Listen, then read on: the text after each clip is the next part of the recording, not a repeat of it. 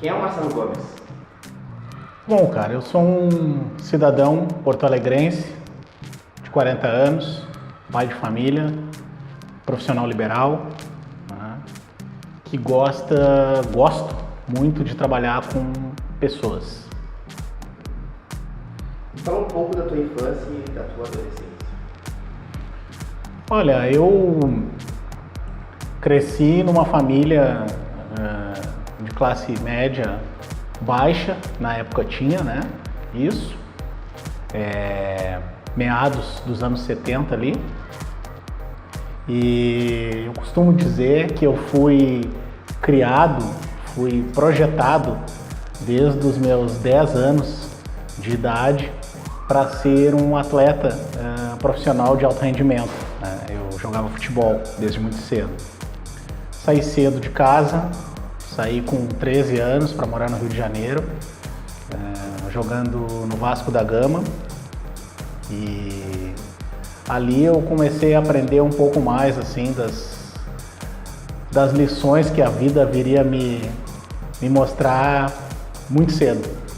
Eu gosto de fazer um link justamente com as questões que eu enfrentei no futebol, né? Eu joguei futebol dos meus 10 anos de idade até os 22. Profissionalizei como jogador profissional. Tive uma lesão muito séria na época, no joelho. E por conta de falta de estrutura, enfim, na época não se tinha essa tecnologia tão avançada nas questões de tratamento, né, de medicina, eu resolvi parar de jogar. Eu resolvi voltar para o mercado de trabalho com 22 anos, sem ter tido nenhuma sequer experiência nessas questões mais administrativas, enfim, que todo jovem, todo adolescente começa, né, trabalhando como office boy, enfim. Por quê? Porque as pessoas as quais me entrevistavam nessa época não viam na figura de um ex-atleta um potencial trabalhador do mercado formal. E jogador de futebol, na verdade, na visão dos profissionais de RH, não era visto como uma profissão, né? Então eu acabei tendo que inverter a jogada, né? Numa dessas entrevistas, eu questionei o entrevistador e perguntei para ele, com 14 anos, o que tu estava fazendo? E aí ele me disse, eu estava estudando, enfim e tal. Eu disse, pois eu já morava há 1 ano debaixo de uma arquibancada no estádio de São Januário, já conhecia parte da América Latina, coisa que os meus pais, se eu tivesse dentro de casa, não conseguiriam me proporcionar, né? E tinha que me virar sozinho. Treinava de manhã, treinava de tarde e ia para aula à noite. Então eu acho que isso por si só já era uma grande experiência. O que tu faz hoje? Bom, hoje eu trabalho com desenvolvimento humano e organizacional. O que é o desenvolvimento humano e organizacional? Eu sou um especialista em gestão e desenvolvimento de pessoas, tá? E organizações. É a área que, quando eu voltei a estudar, mais me atraiu dentro dos subsistemas de administração. Eu sou um profissional da área de administração e trabalho especificamente com coach executivo. E as pessoas têm um pouco de dificuldade de saber o que é o coach executivo. O processo de coaching é um processo muito bonito. É um processo que, bem trabalhado, de forma séria e profissional, ele consegue trazer bons resultados para a vida daquelas pessoas que demandam. Por quê? Normalmente, e hoje isso acontece muito, né? As pessoas estão muito perdidas, não sabendo o que fazer. Muitas delas, nesses últimos 3 anos, perderam seus empregos, seus bons empregos, né? E eu costumo dizer que o emprego acabou, o que se tem hoje são possibilidades de trabalho e possibilidades de tu fabricar trabalho, né? E nesse limbo, as pessoas ficaram perdidas, porque tinham suas posições formais dentro das suas empresas e da noite para o dia se viram desempregadas. Então muitas pessoas vêm e me questionam o que eu vou fazer, porque dificilmente alguém tem um plano B. Tá? Alguém tem um sonho, né? Mas ninguém tem projeto paralelo, pouca gente tem. Então o coach executivo ajuda a pessoa a descobrir as suas potencialidades intrínsecas, né? Que estão ali, mas que precisam muitas vezes de um profissional para aguçar essas possibilidades. Então esse é o processo de coach que eu trabalho. Eu acredito em primeiro lugar nas pessoas, cara, né? Por mais que nós estejamos vivendo uma crise de ética, uma crise de moral, eu acredito no ser humano. E é por isso que eu insisto em trabalhar com o desenvolvimento de pessoas, né? Eu costumo dizer que as palavras que me guiam desde que eu comecei a trabalhar com o desenvolvimento de pessoas, que são trabalho, atitude e interação, são os pilares para que a gente possa construir uma carreira de reputação. E uma carreira de reputação não quer dizer necessariamente ficar rico, mas gostar, né, e conseguir viver daquilo que a gente escolheu. Por que trabalho? Porque, como eu disse anteriormente, emprego acabou. O que se tem são possibilidades de trabalho.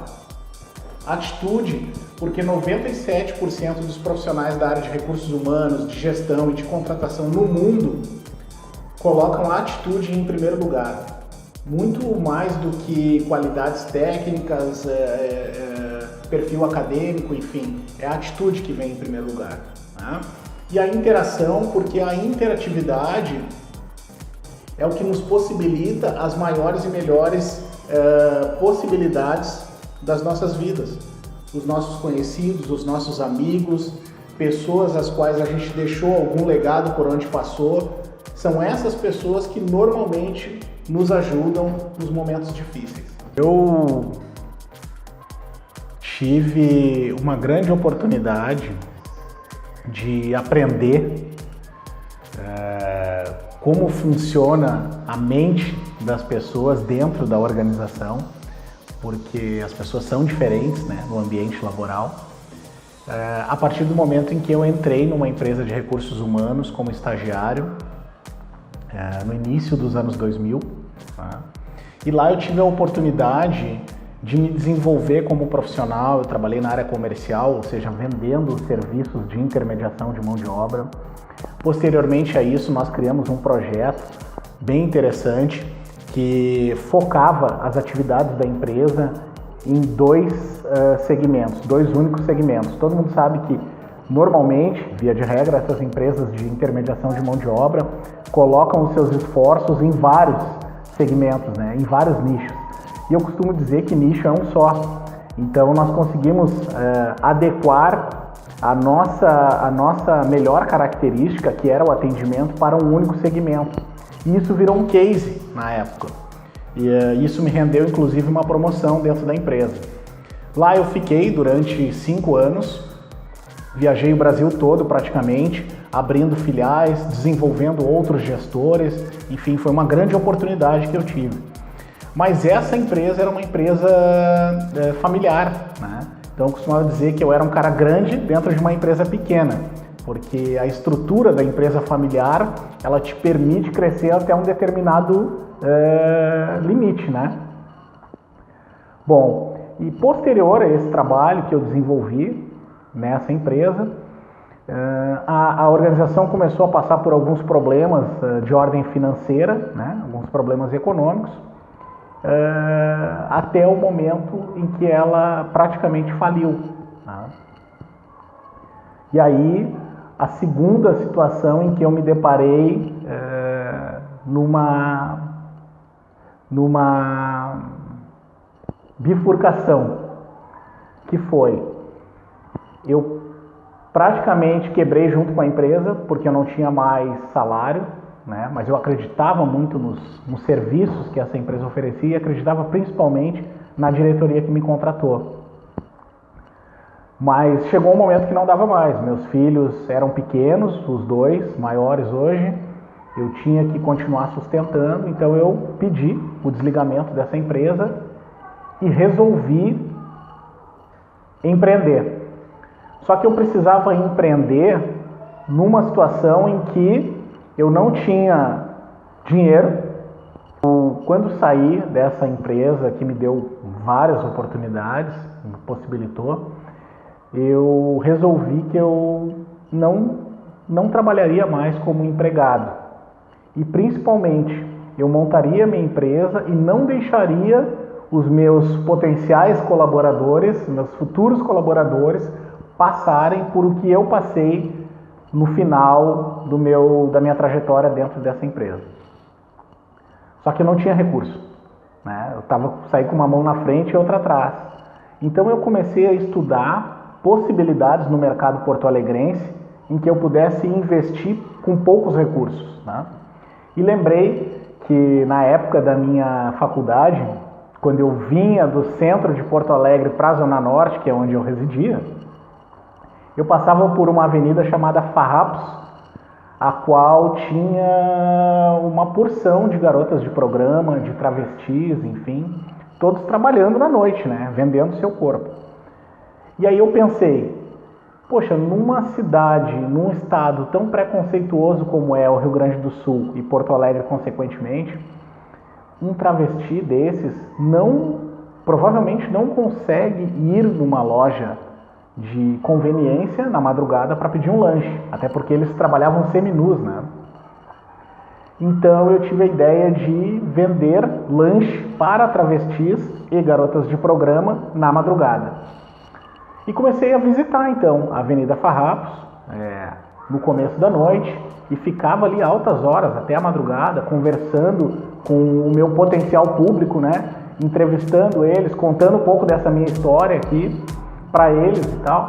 Até que num determinado momento, um desses entrevistados me disse o seguinte: olha, eu acho que a tua ideia de vender lanche para nós aqui e tal é maravilhosa. Eu, inclusive, vou ser teu cliente, mas eu acho que tu vai ter que pedir licença para as pessoas que realmente comandam essa região. E foi aí que eu descobri que existia um poder paralelo, né, naquela região. Eu não sabia qual era a abordagem que eu ia utilizar com essas pessoas. Eu sequer conhecia essas pessoas, né? Mas eu fui. Na cara e na coragem, né? A necessidade nos faz quebrar vários paradigmas, né? Isso foi uma das lições que eu aprendi e trago comigo até hoje dentro dos meus trabalhos. Então eu fui num determinado dia, consegui conversar com essas duas pessoas que comandavam esse movimento paralelo naquela região, e foi uma conversa bem engraçada, assim, porque um deles não falava nada, ficava só me olhando, e o outro era mais articulador, enfim e tal. E aí eu pedi licença para eles para vender os meus produtos, o meu sanduíche, o meu chá quente, né, porque era inverno, enfim. E num determinado momento dessa conversa, um deles disse o seguinte: percebi que você é um cara articulado, que fala bem, né, é um cara simpático, de repente eu posso te oferecer uma coisa aqui para tu vender que vai ser muito mais interessante que esse teu sanduíche aí. E aí eu entendi o recado e disse: não, obrigado, eu quero vender meu sanduíche mesmo. E a partir daquele momento eu fui liberado então para circular na Avenida Farrapos de uma ponta a outra vendendo o meu produto. Foi um grande aprendizado. Foi um grande aprendizado porque eu consegui me aproximar de uma camada da população que é praticamente invisível, né? Ela é excluída de tudo e todo e qualquer processo, né? Então, eu vi que ali tem alma, tem coração, tem ser humano, tem mente, tem inteligência, tem simpatia, tem maldade também. Assim como em todos os outros, a mesma maldade e a mesma bondade que eu encontrei ali, eu encontraria no mundo corporativo. Aliás, encontro quase que o tempo todo, porque nós estamos falando de pessoas, e pessoas mudam da noite para o dia, né? Mas foi um grande aprendizado, porque o primeiro de tudo foi a questão do empreendedorismo que eu até então não tinha percebido em mim mesmo, né? Eu empreendi por questão de necessidade, mas ali eu comecei a pensar o seguinte: bom, aqui durante um bom tempo provavelmente eu não vou ter concorrência, porque ninguém vem aqui de madrugada, né? Esse público ninguém enxerga, eu estou enxergando. Esse público, ninguém dá atenção, eu estou dando. Esse público, ninguém se preocupa, eu estou me preocupando. Então, comecei a vender os meus sanduíches, o meu chá quente, enfim. E essa é uma outra passagem engraçada também. Eu conseguia vender só de um lado da Farrapos, no sentido bairro centro, lado esquerdo. O lado direito, ou seja, no sentido centro-bairro, lado esquerdo, eu não conseguia vender. E numa dessas abordagens com um desses clientes, ele me disse, olha, lá naquele lado dificilmente tu vai conseguir vender. Eu falei, por quê? Porque aquele lado é o lado da chinelagem. Ele usou bem esse termo ainda, é o lado da chinelagem, da malandragem, né? Do baixo clero, digamos assim. É o lado que o pessoal usa muita maconha, né? Para se manter ali durante a noite, enfim. E aí, cara, me deu um estalo. Eu pensei, maconha, o pessoal usa, qual é o efeito da maconha, pelo menos o mais conhecido, né? Que é a hipoglicemia, ou seja, a deficiência de açúcar no sangue, a famosa larica, né? Como o pessoal fala aqui no Rio Grande do Sul. E aí eu tive uma ideia. Eu nunca soube fazer doce, nunca soube fazer nada, mas a minha mãe é muito boa nisso, né? Então eu pedi um apoio para minha mãe e disse, mãe, faz uma nega maluca aí que a partir de amanhã eu vou vender nega maluca do outro lado da Farrapos, né?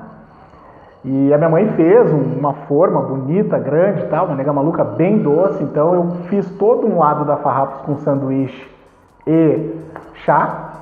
Esperei até a madrugada passar o efeito, né, da droga naquele outro público que estava ali e fui vender, então, nega maluca. Sabendo da necessidade daquele meu público, né, então a gente tentou adequar o produto e deu muito certo. O pessoal começou a comprar, bombou, né.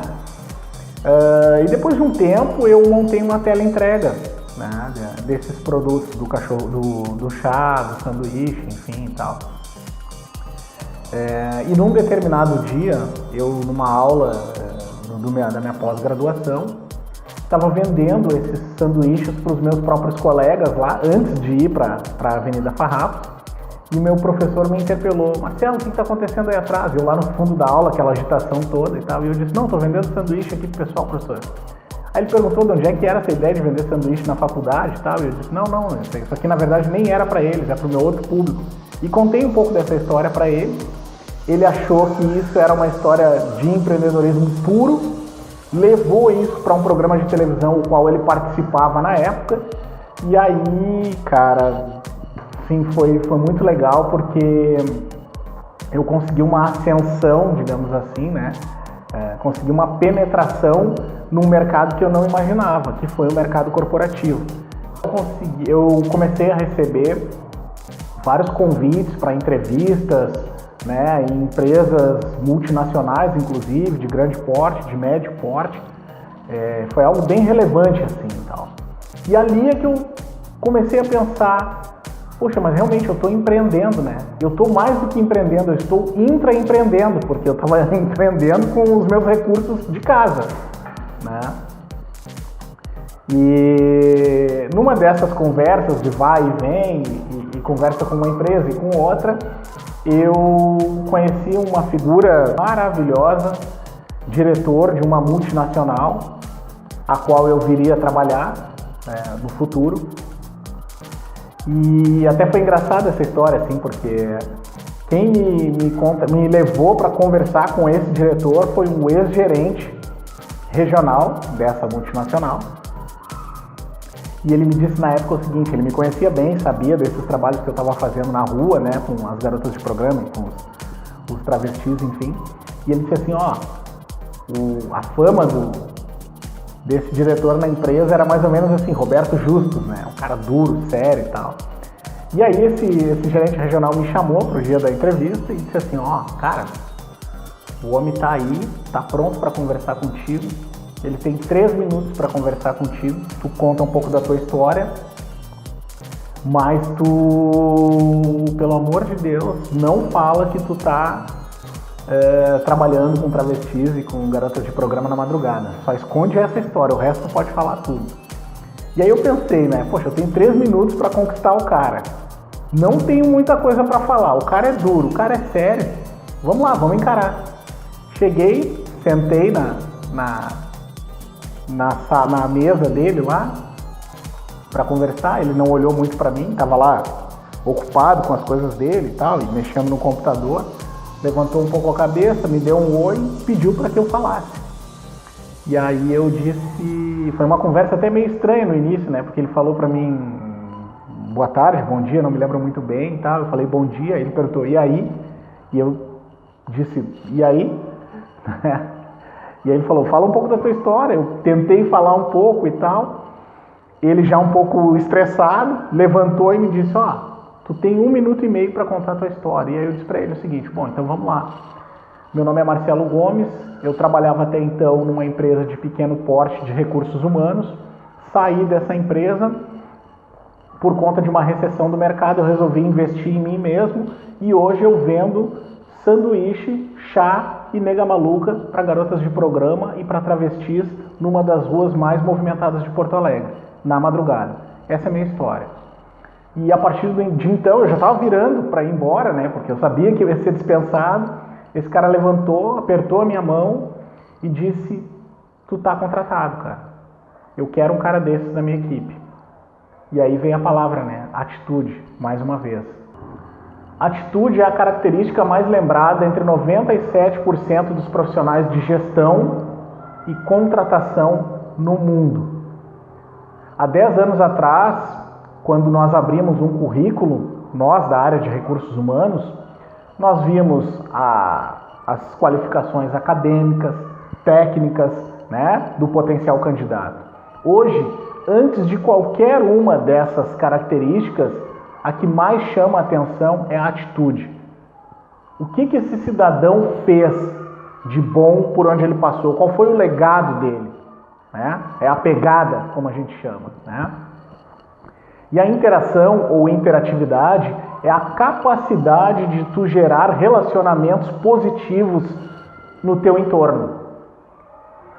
Quanto mais relacionamentos positivos eu gero no meu entorno, mais possibilidades em todas as áreas da minha vida eu tenho. Né? Então por isso que eu acredito muito em amizades sadias, eu acredito muito em relacionamentos sadios, né? Enfim. Bom, eu estou achando bem interessante dar esse depoimento aqui para vocês.